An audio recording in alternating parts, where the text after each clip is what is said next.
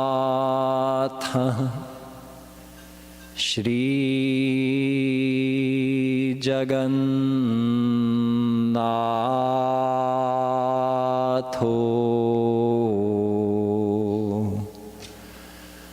Madguru Shri Jagadguru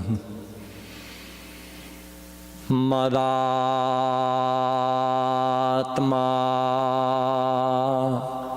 Sarvabhutatma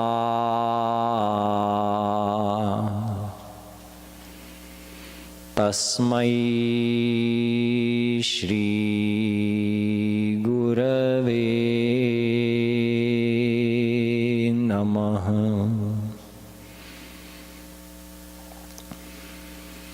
Aho vakiyam stankalkutam jighansayapa yayadapyasadhvi lebhe gatim dhatriuchitam tatonyam kam vadayalum sharanam brajema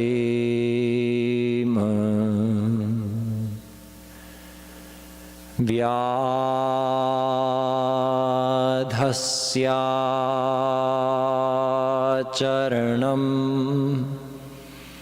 dhruvasya chavayo vidya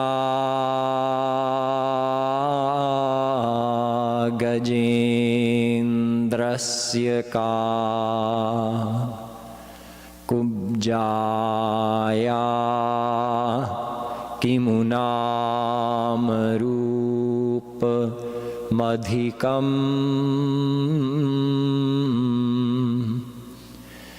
kim tatsudamno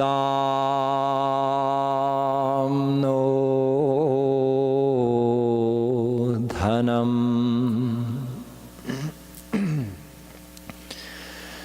namah kamalnabhaya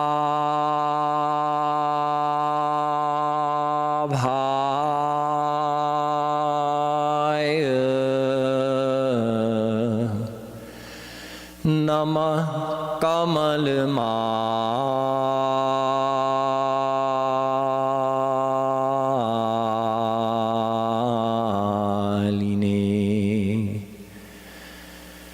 namah kamalpadaya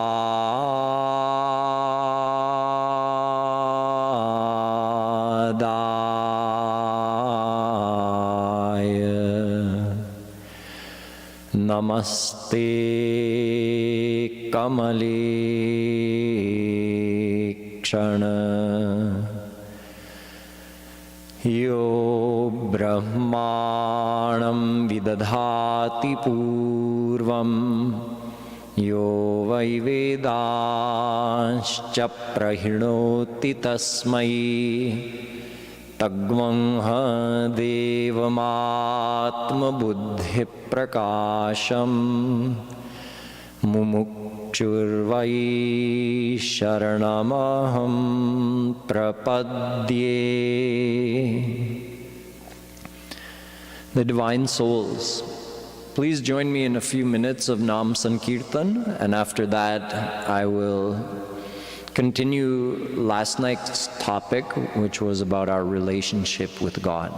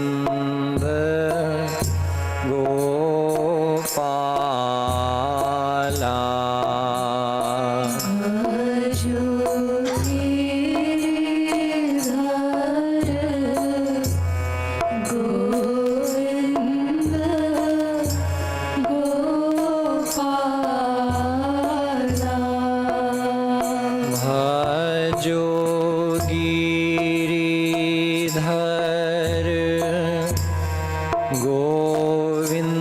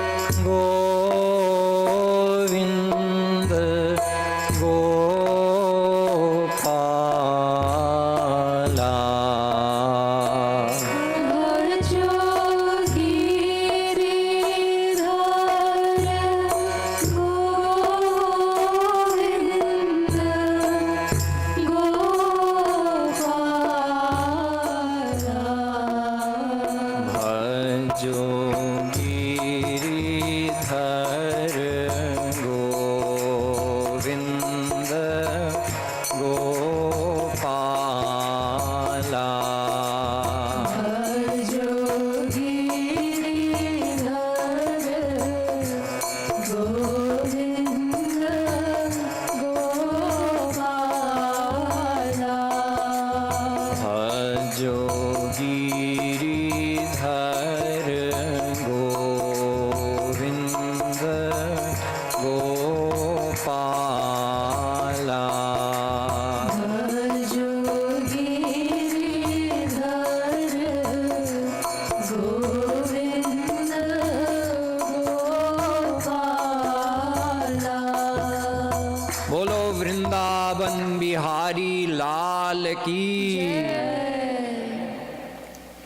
Last night, after we played Holi, I gave a lecture on a topic called Sambandh.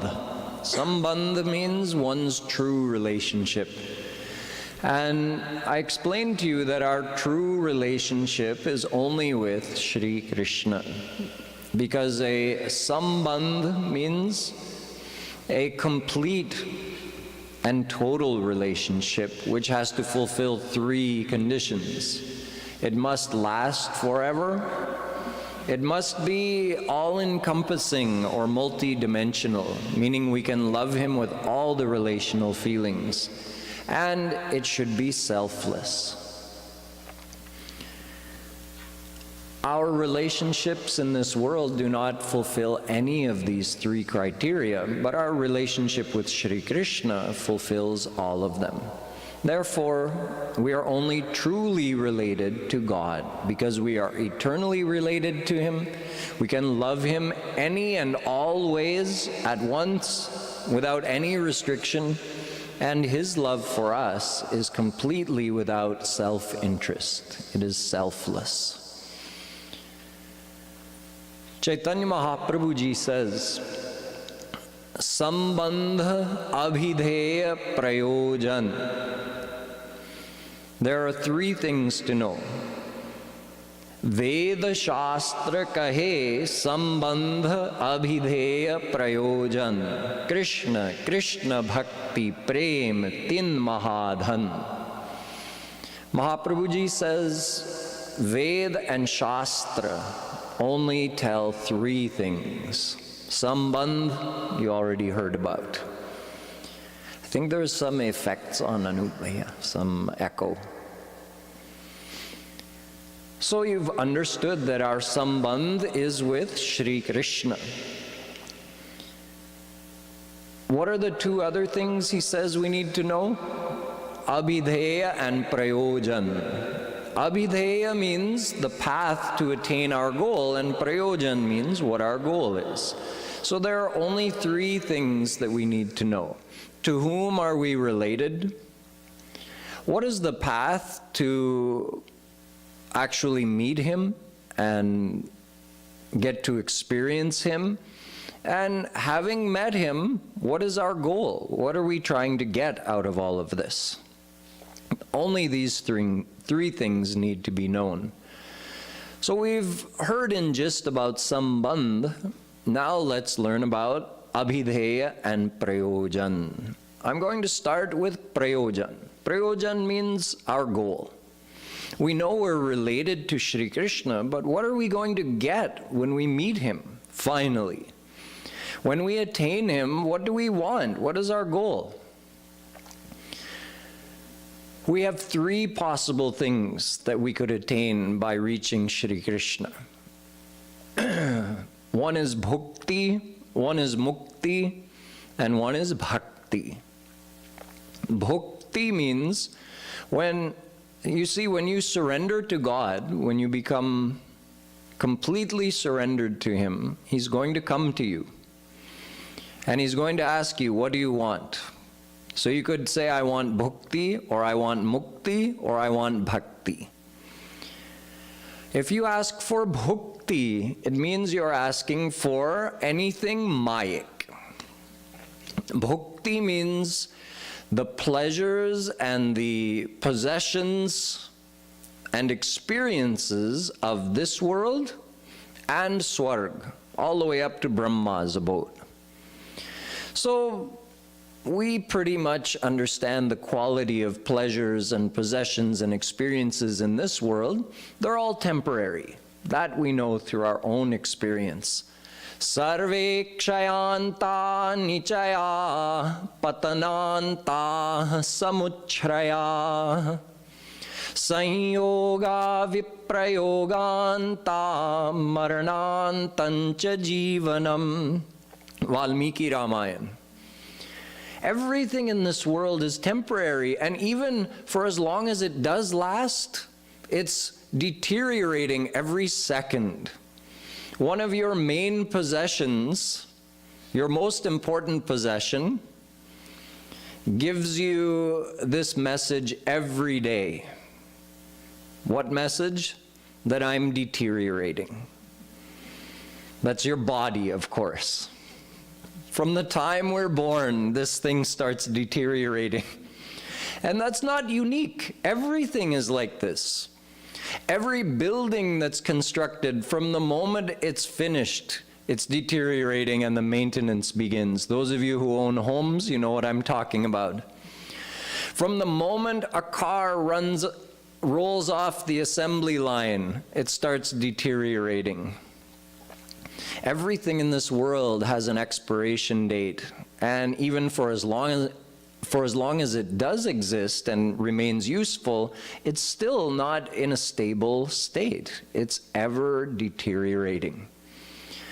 So nothing lasts forever in this world. It's just the nature of Maya. It's even the nature of Mayic relationships. We don't get to stay with anybody forever, no matter how much we love them.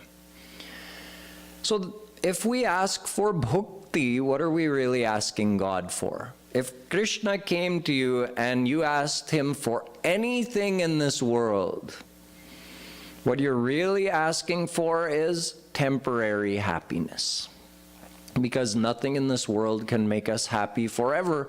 The things in this world and the people in this world don't even last forever. So asking for bhukti seems a little foolish. When we have God standing in front of us, why would we ask for something limited and temporary?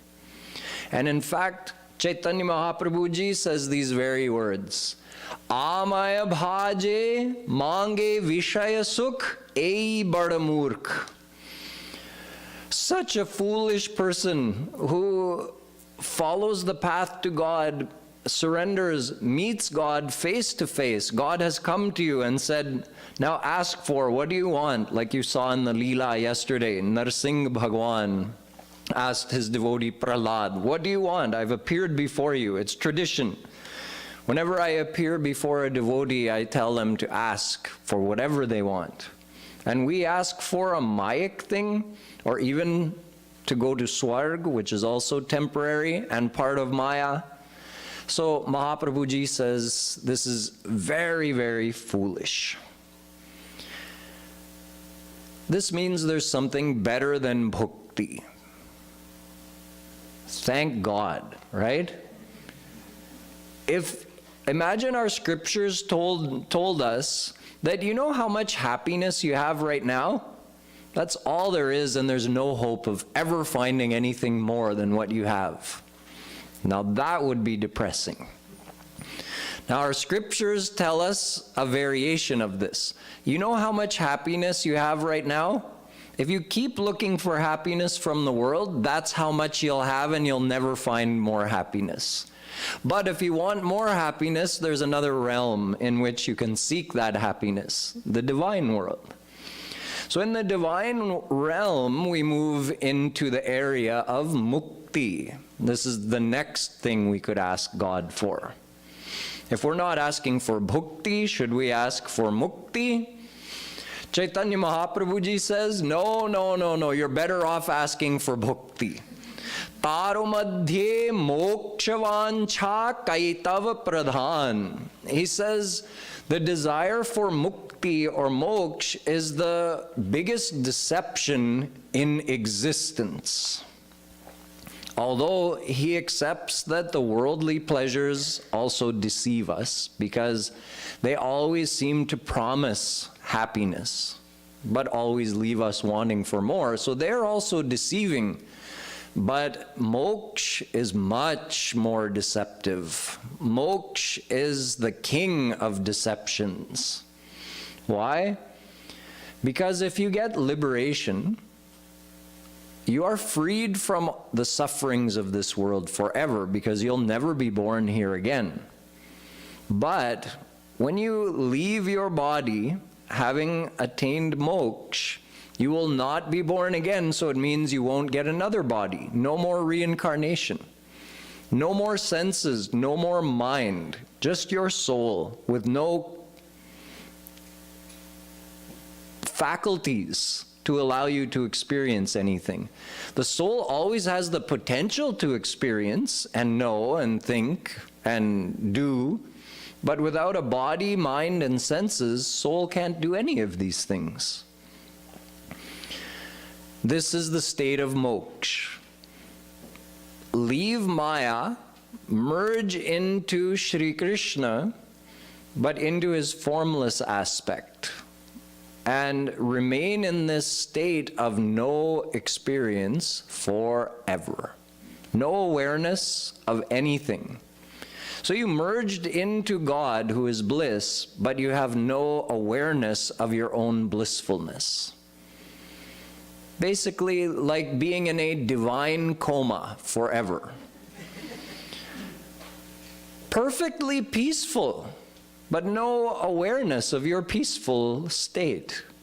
So Mahaprabhuji says, wouldn't you rather at least maintain your state of awareness, maintain your personality, and at least live in the world where, yes, you suffer, but you also enjoy some pleasures in this world? Isn't that better than nothing? Which is basically what the state of moksha is, a state of nothingness. So moksha robs you of the chance to ever experience true happiness. Now, I said it would be better to stay in the world, at least you can enjoy the worldly pleasures, but that's not the real thing. The real reason for being in this world is to get a chance to attain the third option, which is prem or bhakti. As long as someone keeps being born in this world, they don't get moksha. They keep coming back here again and again, and they're just chasing worldly pleasures. Fine. Eventually, they're going to come to their senses. They'll say, this Maya is not giving me perfect happiness, and the scriptures have told me as much. And oh, look, there's this Guruji who's telling me the same thing, and he says there's another path where you can attain true happiness. Let me follow him. There's always a chance of that day coming, as long as you keep being reborn in this world again and again. But if you get moksha, sure, you attained God. You're free from Maya, but you have no experience of God. This is not a good thing. Therefore, even though moksha is a divine state, Mahaprabhuji says it's the worst deception of all, because if you attain moksha, you'll be bereft of your true prayojan forever. So what did Mahaprabhuji say our true prayojan is? He said, Purusharth Shiromani Sei Prem Mahadhan. Prem, Shri Krishna's divine love, which is the essence of his bliss. Pancham Purushartha Sei Prem Mahadhan. Out of the aims of life, people normally refer to Dharma, Arth, Kam, and Moksha, Moksha being the highest. But Mahaprabhuji told us, no, Pancham Purusharth. There's a fifth aim of life. That is attaining Prem. So Prem is our Prayojan. Veda Shastra kahe Sambandha Abhideya Prayojan. Krishna, Krishna Bhakti, Prem, Tin Mahadhan.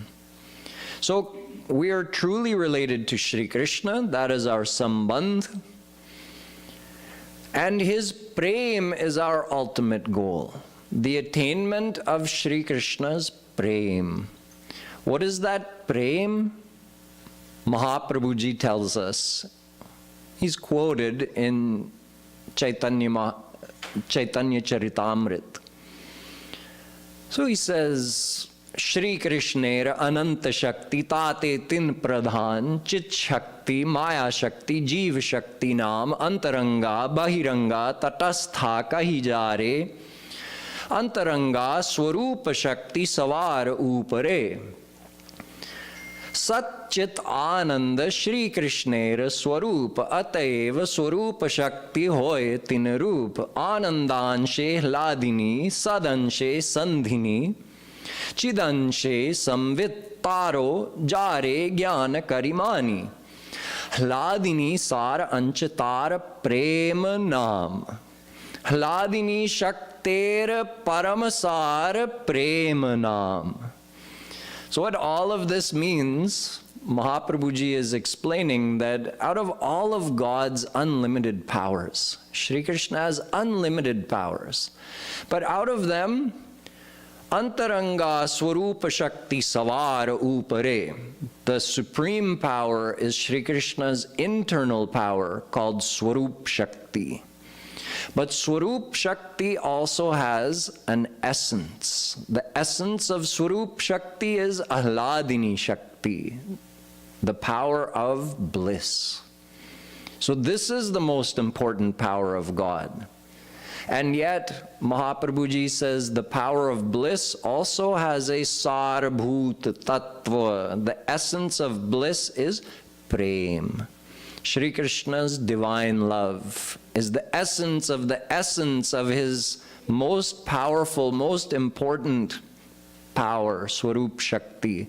So Prem is the absolute top goal that anyone can have. And if you attain Shri Krishna, you can ask him for that. That Prem is also called Bhakti.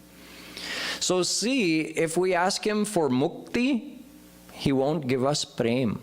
And that's the topmost goal. The one who gets Prem gets Shri Krishna, gets Supreme God under his control, because God himself is under the control of his Prema Shakti. This is how Mother Yashoda has the power to tie up Supreme God, Shri Krishna, because she is in possession of that Prem.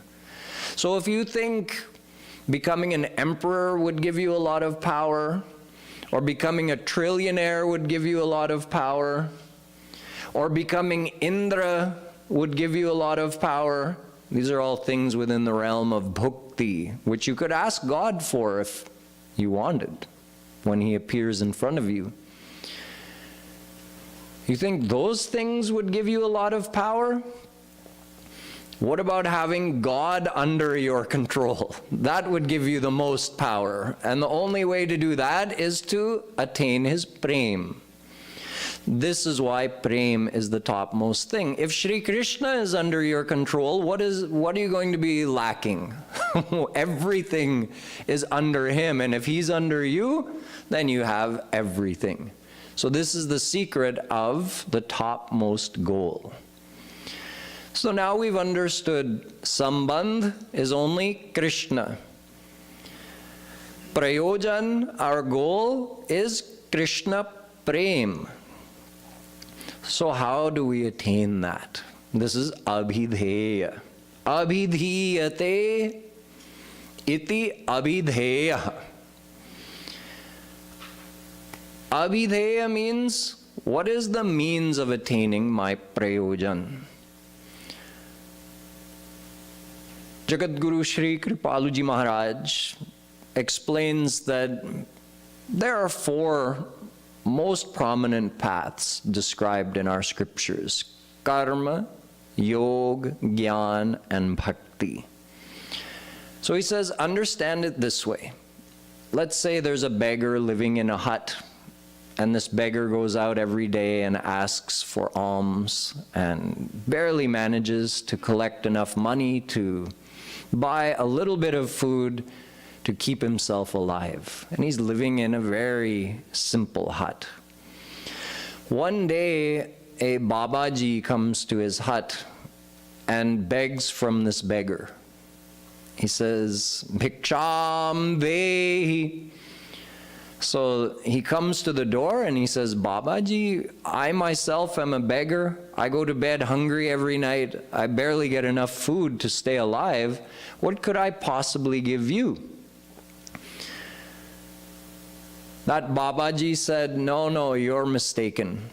You don't even know? You go out begging every day?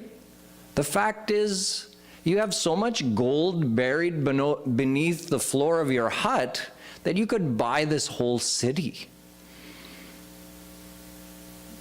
What is that treasure? Of course, it's Shri Krishna who lives within us. We're looking out there for our happiness. The happiness is buried in here. Shri Krishna is already there. So imagine you're the owner of that much treasure buried beneath the surface. And instead of digging it up, you go out begging every day? This is what we do. So that Babaji not only has to tell that beggar that the treasure is buried, he also has to tell him exactly where to dig. Because if he digs in the wrong place, if he goes on one side of the hut,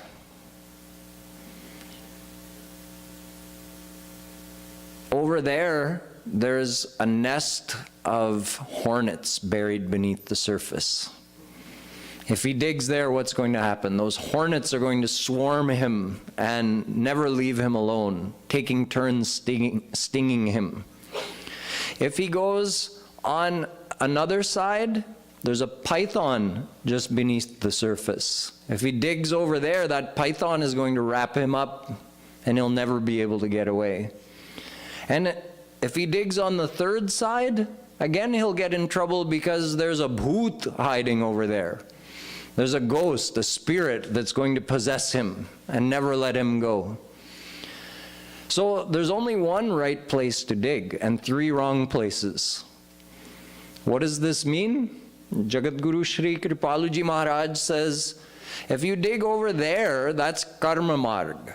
You're going to stir up a hornet's nest of desires, because the path of karma doesn't free you from desires. The path of karma is the path of good actions that leads to more worldly enjoyments that multiplies your desires even further. So those hornets, those worldly desires, they get more and more stirred up. So avoid digging over there. Okay, how about the ajgar? The big python, that's Yog Marg. When you follow the path of Yog, you develop siddhis. Those siddhis are mayic powers, and they're so attractive that what's likely to happen is you'll get so infatuated with using your siddhis that you'll forget about God altogether. You'll just develop pride of having those siddhis. So those siddhis get a hold of you and they never let you go. So avoid that path. What about Gyan Marg? That's the bhoot, the spirit that's going to possess you. That spirit, of course, is moksha. Gyan Marg leads to the attainment of liberation. And as I already explained, you don't want to get possessed by that spirit, because once you get liberation, that's forever, and you'll remain bereft of prem forever. So if you want your true prayojan, Krishna prem, karma marg can't give it to you. Don't dig on that side of your hut. Yog marg can't give it to you. Don't dig over there. Gyan marg can't give it to you. Don't dig here. Dig on this side. Bhakti marg. This is what Vedas tell us. Bhakti revainam nayati, bhakti revainam pashyati, bhakti revainam darshayati, bhakti vashaha purusho bhakti reva bhuyasi.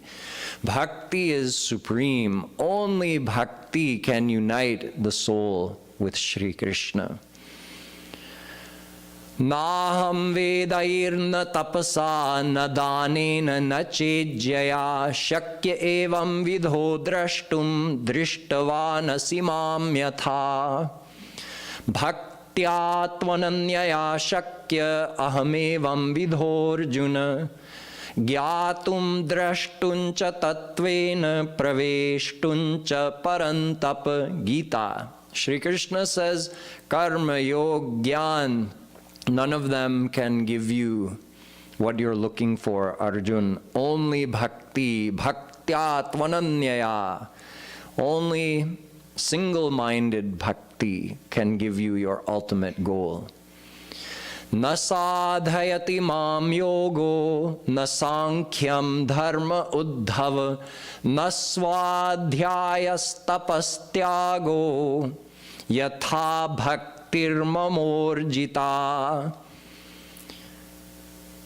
In the Bhagavatam, Shri Krishna tells Arjun, I am captured by bhakti, not by any other path. Bhaktyaham grahyaha. I am only captured through the path of bhakti. Bari mathe baru hoy grita sikate baru tel binu hari bhajan na bhavatariya yah siddhanta apel. Ramayana also tells us, you may be so powerful that you can accomplish impossible things, like squeezing a rock and getting oil out of it, or churning water and getting butter out of it. But even if you could accomplish these things, you can't cross Maya, you can't attain God without bhakti. Sadhak siddha vimukta udasi kavi kovid kritagya sannyasi yogi sur sutapas jnani dharma nirat pandit vigyani tarahina binu se mam Swami Ram namami, namami, namami. No matter who they are, everybody in the end has to surrender to Supreme God. Everybody has to do bhakti in order to attain the ultimate goal. And this makes logical sense as well if you think about it. If you want something from somebody, which we do, right? We want prem. That is our goal. Shri Krishna has that. Because if we get prem, we get him. He's under our control. Who wouldn't want that? So if you want something from someone, try to buy it. Okay, how will you buy prem? This is the essence of the unlimited bliss of God. Even one drop of it is unlimited times greater than the greatest happiness of this world. What do we have in our possession that could be equal to the value of even one drop of that prem? So we have nothing. Everything of ours is mayik. And even if we say, well, my soul is divine, I give you that, it's already his. He's living inside of our soul, giving us life. If he stops doing that, hum log zero batte sa ho jate. So when we as a soul already belong to him, then what do we have that we could offer as payment for his prem? Nothing. Okay, then try to steal it. If you can't buy it, try to steal it. Oh, he knows our every thought before it even materializes into an actual thought. We can't sneak anything by him. So we can't buy it, we can't steal it. Can we overpower him, tie him up, and take it by force? Not yet. Once you get prem, you can do that. But not yet. Then what to do? What's left? If you can't buy something or take it by force or steal it, there's only one option left. Beg for it. Just ask. In the world, if you ask for something, someone may give it or may not give it, but actually God, although he's all-powerful, Sri Krishna, he has a weakness. His weakness is us, his children. The moment one of his children cries sincere tears to meet him, he comes running. Jo tu dhave ek pag to main dhaun saath. If we take even one step towards him, he runs 60 steps towards us. So if any soul sincerely calls out, "Oh Krishna, I want your prem," he is bound to give it, bound by his own nature, bound by his own soft-hearted nature. He has to give it.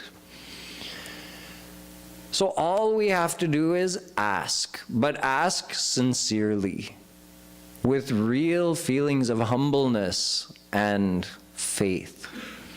This is the very definition of bhakti. So what is the path? The path is learning to ask sincerely. When we chant his name, what are we doing? We're practicing calling his name with sincerity. We haven't yet even once called his name with true sincerity. Otherwise, he would have come to us. When we are doing Rup Dhyan, what are we doing? We're strengthening our faith that he is right here with us. We haven't yet believed that. We have to practice. This is the path. Mahaprabhuji says there's two ways to do bhakti. One is sasanga bhakti, one is anasanga bhakti. Sasanga bhakti means with the engagement of your mind, and anasanga bhakti means just do some physical devotion with your body and your senses, but let your mind go somewhere else. Don't have your mind attached to Krishna, have it attached in the world, but try to fool him by doing some formalities of devotion. But as we know, he can't be fooled. So anasanga bhakti does not result in the attainment of our goal. We have to do sasanga bhakti. Sasanga bhakti means whenever we do devotion to Krishna, first we have to close our eyes, bring him before us with faith that this is really Sri Krishna, and then humbly cry. Cry like a child cries for their mother, and beg him to come. When he comes, remember what to ask for. Don't ask for bhakti. The one who does is a great fool. Don't ask for mukti. The one who asks for mukti is an even greater fool. Ask for bhakti. Ask for his prem. Bhakti is another name for that divine love. So when we get his prem, what do we get? Well, I told you, he will come under our control, but there's something even better than that. When you get his prem, now you have something with which to serve him. Up until now, like I said, we have nothing of value to him. But his prem is such a great thing. When we get that, now we can serve him. So this is the true goal of a soul. Jivera swarupa hoy Shri Krishnera nitya das. The true identity of a soul is that we are the eternal servants of Shri Krishna, but we can only serve him after we attain his prem. So this is the ultimate goal of a soul, to serve Shri Krishna for his happiness. So imagine, after God realization, we have the ultimate power. We have Shri Krishna under our control. And yet, what is our desire at that point? To make him happy, to serve him. And what is his desire? To serve us. So this is the ultimate state that we want to attain by attaining his prem, which is attainable through the path of bhakti. This is why Mahaprabhuji says, Veda Shastra kahe sambandha abhidheya prayojan Krishna, Krishna bhakti prem tin mahadhan. So this is all we need to know for today. Boliye Vrindavan Bihari Lal ki. We have some time left before the Arti, so before we have a little bit of kirtan and meditation, is there anyone who has anything they want to ask? Any questions that came into your mind as you were listening? I should have given you warning ahead of time that I would give you a chance to ask questions instead of putting you on the spot here at the last minute. But just in case anything does come into your mind in the next 20 seconds, you have a chance to ask.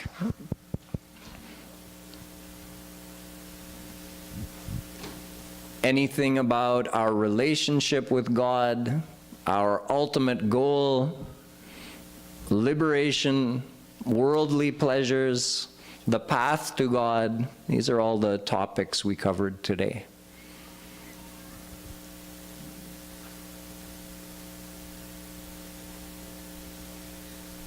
Can you talk about, or say something about the difference, because you mentioned yoga as a marg, but using yoga as a, for physical benefits? Sure, yes. So doing yoga asana for health is a great thing. I mean, it's a great way to maintain health. That also helps our mental state stay more positive so we can do more devotion and seva. So it's wise to make use of that aspect of yoga, but the actual path of yoga is different. The path of yoga is more of an impersonal approach to God, where the focus is on developing the physical potential of the body and our mental potential, meaning all those yogic siddhis that are lying dormant. So no matter how healthy we become, our body is still a mayic thing, and it's going to die one day. And no matter how many of these yogic siddhis we develop in our mind, they're still just mayic powers, and they don't lead to perfect happiness.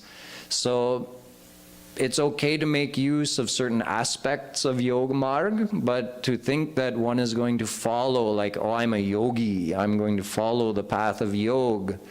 For one, it's extremely difficult to follow all the required disciplines in the age of Kali Yuga, and for two, even if you could, it's not leading you towards the ultimate goal, which is prem. It's only leading towards the attainment of siddhis. Okay? Yes, there was another question right here in the chairs.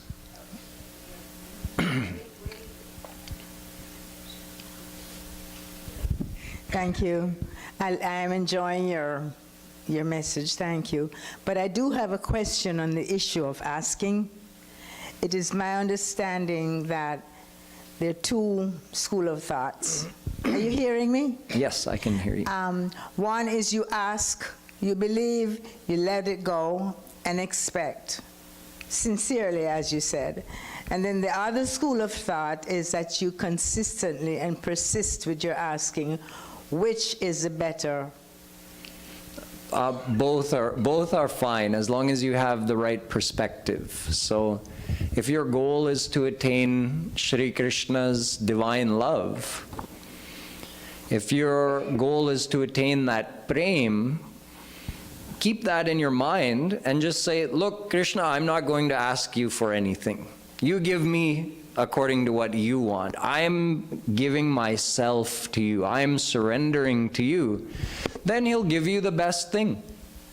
He'll give you prema automatically. If you don't ask for anything, he'll give you prema. And another way of doing the same thing is saying, Krishna, I want your prema. I'm not asking for anything else. I want your prema so I can serve you. It's the same way, same thing. There was another question over here somewhere, I think.